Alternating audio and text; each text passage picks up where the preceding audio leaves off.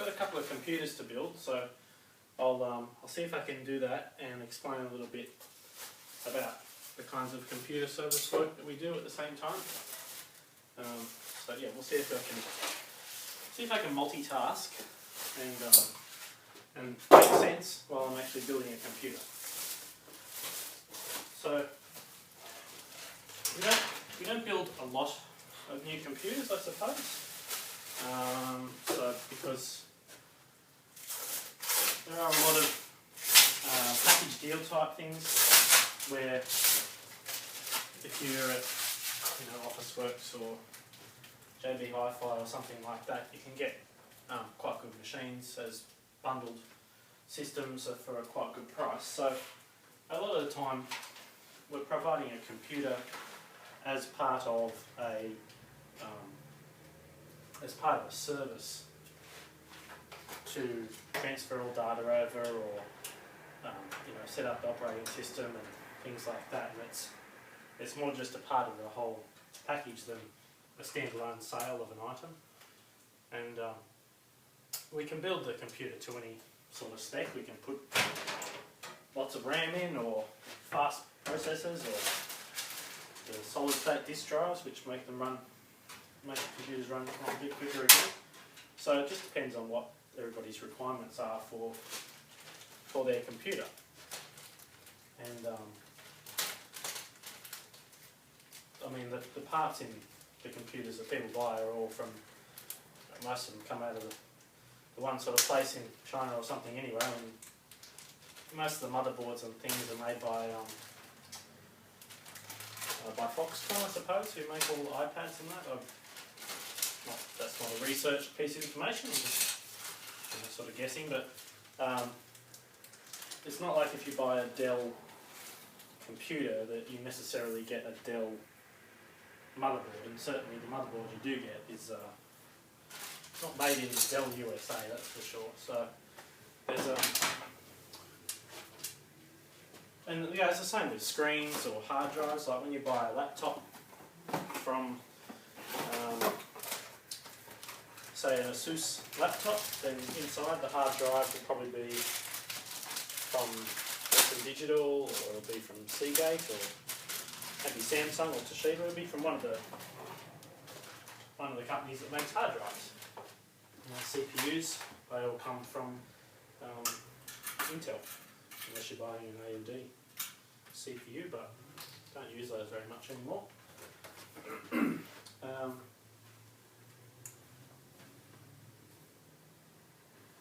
So the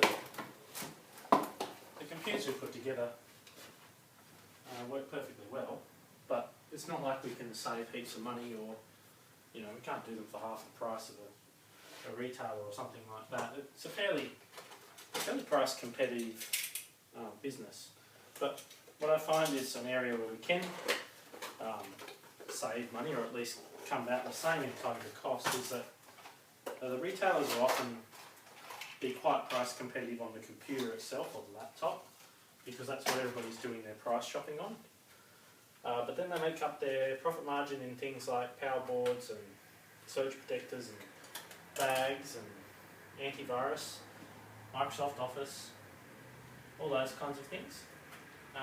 Important to note, a lot of people think that Microsoft Office is part of Windows, and whilst most laptops have a demo version of Microsoft Office on them, it is not part of the Windows operating system. So, the computer might say that it comes with a 60-day trial, but unless you have separately purchased Microsoft Office, it's highly unlikely that it will be part of your computer system for free. And so sometimes what we do is say, alright, well, I'll go and get a laptop from JB or wherever you're going to get it from, and then come back to us and we'll help you configure it, and we'll transfer all your data over and put the antivirus on, and so we'll provide you with Office. And often we can do that for, if not the same, if not cheaper, then often the same price at least. That's the sort of worst case scenario. So look, it's a very competitive market for PCs. I don't think that's any big secret. has been for many years. But the peripherals and the add-ons and other bits and pieces that people buy,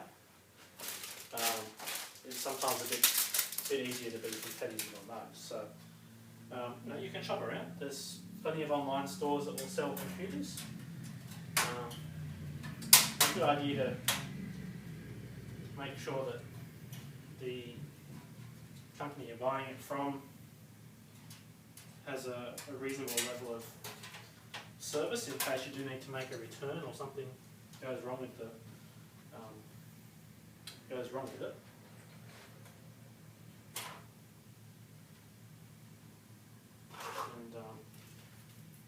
And there are quite good consumer protection laws for computer sales in Australia.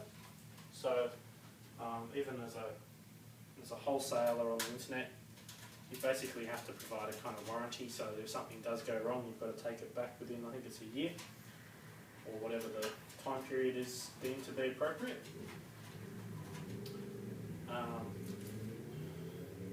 If you're going to direct import something like a laptop, then you probably want to be careful what sort of warranty you think you're going to get from that, because if it's, let's say you import a HP laptop from the USA, the manufacturer's warranty is potentially exclusive to the USA, or at least they might require it to be back to base in the USA, which means sending it back there. So you have to take into account what the sort of rules are about that. The grey imports are a bit more popular as in terms of cameras and small things that can be shipped because they're higher density value than, say, a computer or a desktop computer.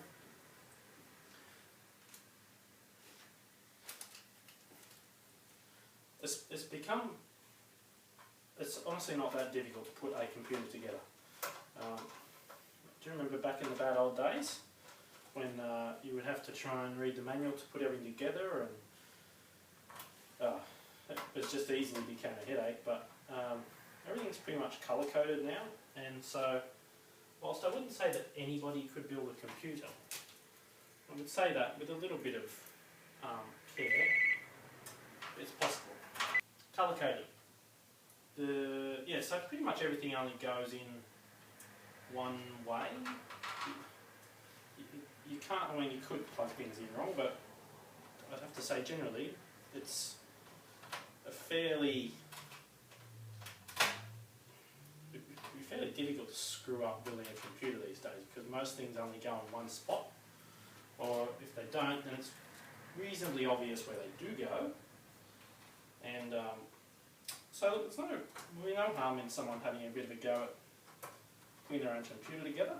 It's not especially technical, and certainly it's much more complicated to fix a car or something like that. But look, it's really about using your time efficiently as well, because if something does not work properly as you expect, or you maybe get RAM that's incompatible with the motherboard or something like that, then that might slow you down a little bit in terms of getting your computer built. But yeah, you could go to a computer fair or whatever and buy all the bits online and build your own computer, no problem at all.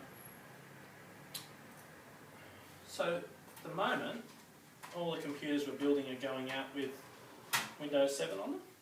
That's the standard Microsoft operating system at the moment, but soon Windows 8 will be out, and it'll be interesting to see how quickly people adapt to that, because Windows 7 is a pretty good operating system, really. This doesn't crash a lot or anything like that. It's fairly reliable, runs well on fairly average specification PCs, and in fact there's been quite a few computers that we've taken back apart that had Windows Vista on them, and put Windows 7 on them, because it just runs much better. Even laptops, take your old operating system off and put Windows 7 on. So I've put the motherboard in, as you can see, and now I'm going to put the RAM in. So we're just putting in two 4 gig sticks in this machine, which should be more than sufficient. Memory is pretty cheap at the moment, so it's no harm in putting a bit extra in there, a bit of future proofing. But realistically, you could get away with probably 2 gig of RAM if you needed to for Windows 7. But as I say, it doesn't cost much extra, so why not put a bit more in there? Just tip this up so you can get a bit of a look at it while I'm doing it. So we've got a USB cable, which goes in the USB socket. And so the pins are, they've got a little spacer socket on it, so you basically can only plug it into the correct place. That you wouldn't really be able to put it in the wrong spot, I don't imagine. And just plug this one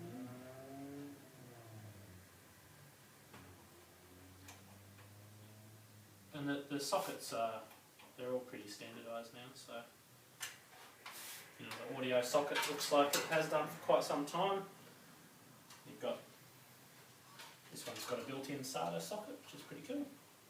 So you can plug in an external SATA device, like a hard drive maybe. And then we've got our power and reset switches. So, and they're the little LEDs are, they're colour coded, so the cables, the colour side is normally the plus side. Doesn't really matter for a power and reset switch though, because it's just a switch. Power. Most computers still have an LED for hard drive activity. It's probably a good thing because sometimes you don't know what's happening, and usually the speaker is a separate little piece of kit.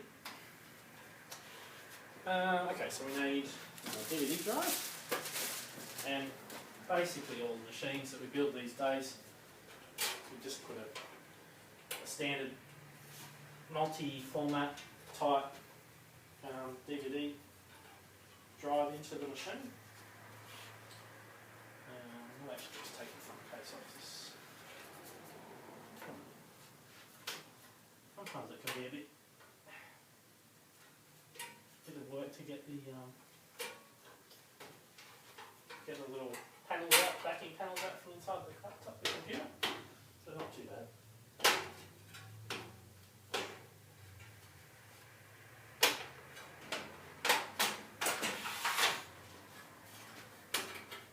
Just wiggle them backwards and forwards a bit till the little metal flanges come off. That's it, nearly there. Really careful not to cut yourself, of course, because these things tend to be a bit sharp.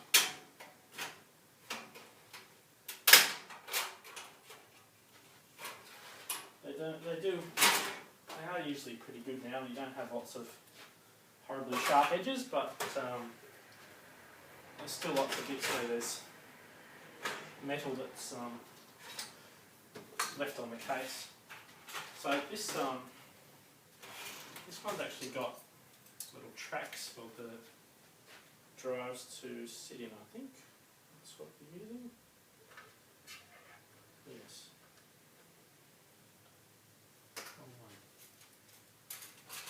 There we go. Oh yeah, so it's going to lock in with those little things. So I just need to get the other side of the case off.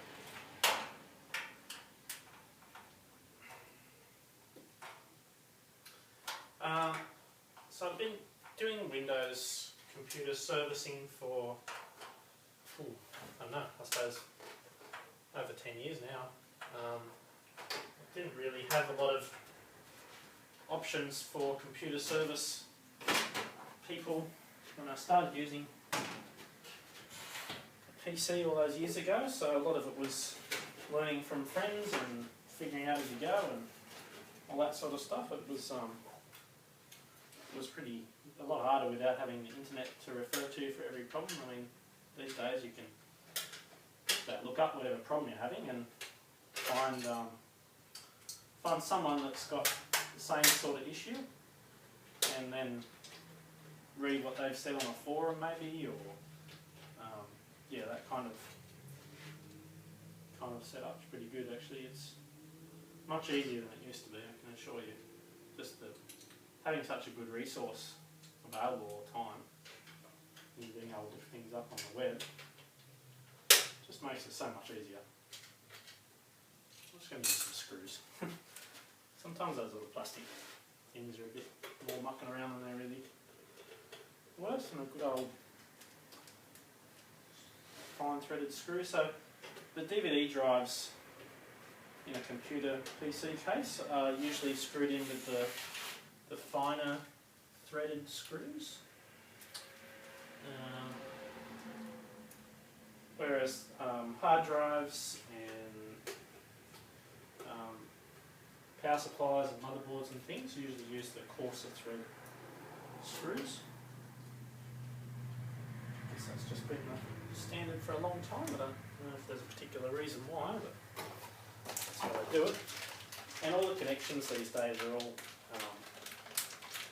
the SATA type of connection, serial ATA, which is a nice thin little ribbon cable, doesn't get in the way too much, and they're easy to bind and bundle and all that sort of stuff. So this one's still having a normal hard drive in it. You can do the solid state drives, but they're a bit more expensive. So I'll just fit this little socket thing on here. This little track hopefully will make it fit into the unit better.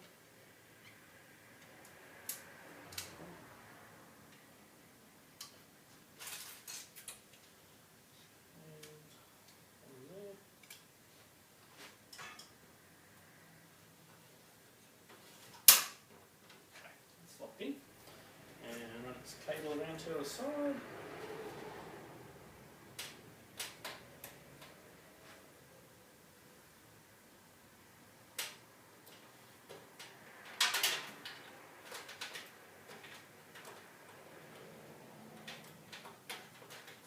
Try and keep it a bit neat and tidy, and then I'll come back to the cables shortly and just bundle them together a bit and make them look a bit neater. You should try and use the angled type of SATA cable on the hard drive, because the cable needs to point down.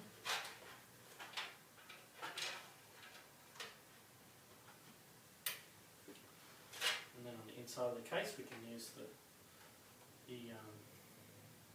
straight type of cable. Alright, and we need a power supply.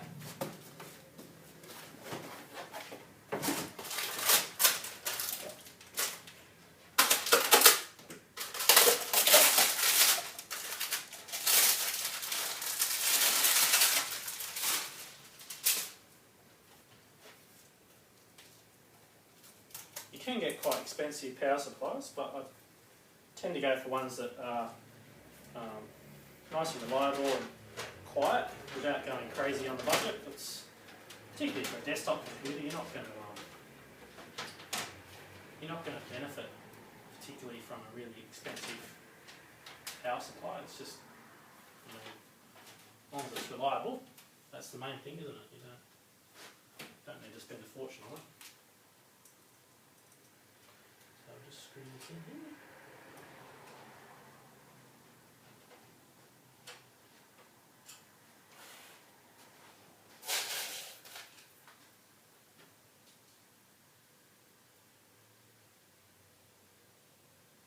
Just pick the right screws out.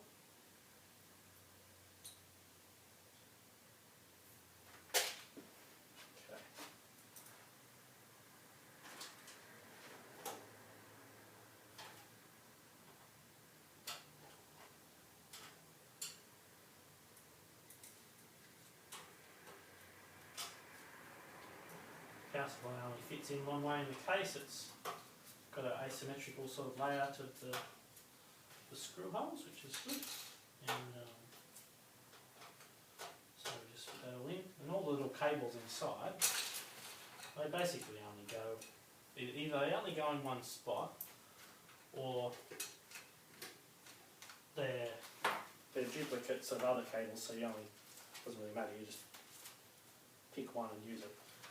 Most of the good power supplies will have sockets for the newer types of motherboard adapters. So there's a few different sort of power cables that you can get,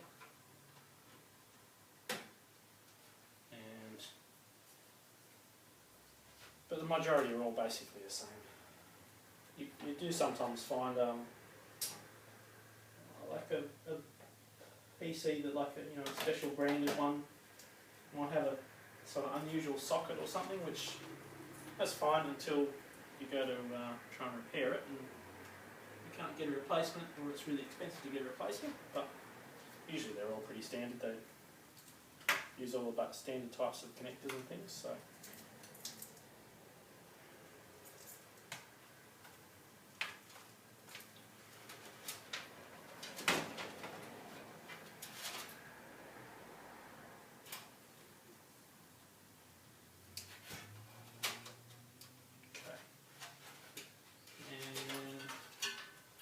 It's got a little powered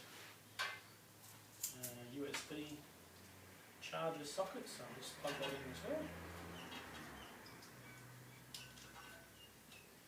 Okay. Alright, that's all the power cables. So we can bundle them up, make them a bit neater and a bit better organised.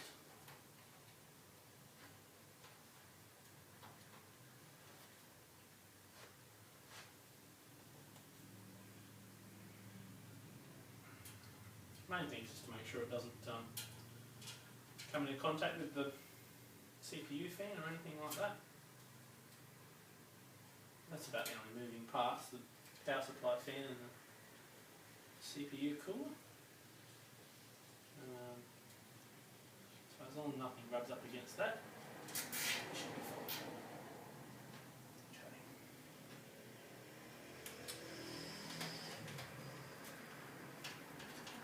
So really just bundle them all together so they're reasonably neat and kept out of the way. Not trying to win any awards for how clever I can be with our cable arranging or anything like that. So a couple of cable ties, and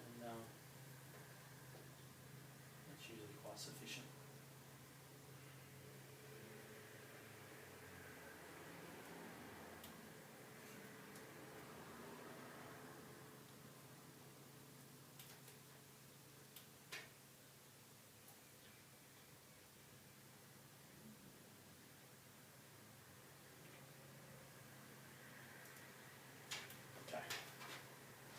Alright, that's done. Everything's nice and secure. Cables are where they should be. Hard drive's connected. Yeah, we can put the side back on and get installing the operating system. So, usually takes about probably just half an hour to get through the Windows installation process. That can vary a bit, but it doesn't take that long. And then it's a matter of getting the drivers on there updated, getting all the Windows updates done,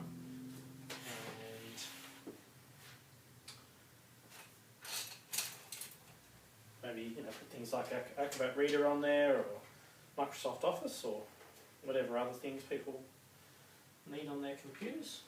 A lot of stuff now is done online, so the whole cloud computing kind of thing, so you don't necessarily need a lot of software installed on the computer, but it just depends on what it's being used for. It might be an office and they need some old version of MYOB installed or something like that, you never know.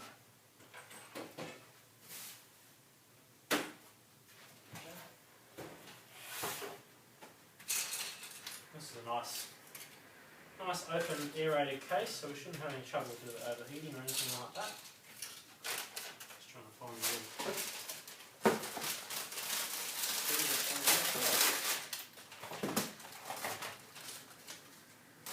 tighten up.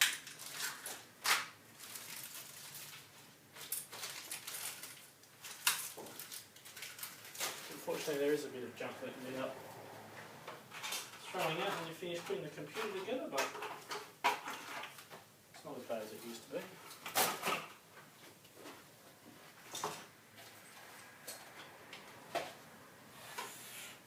There we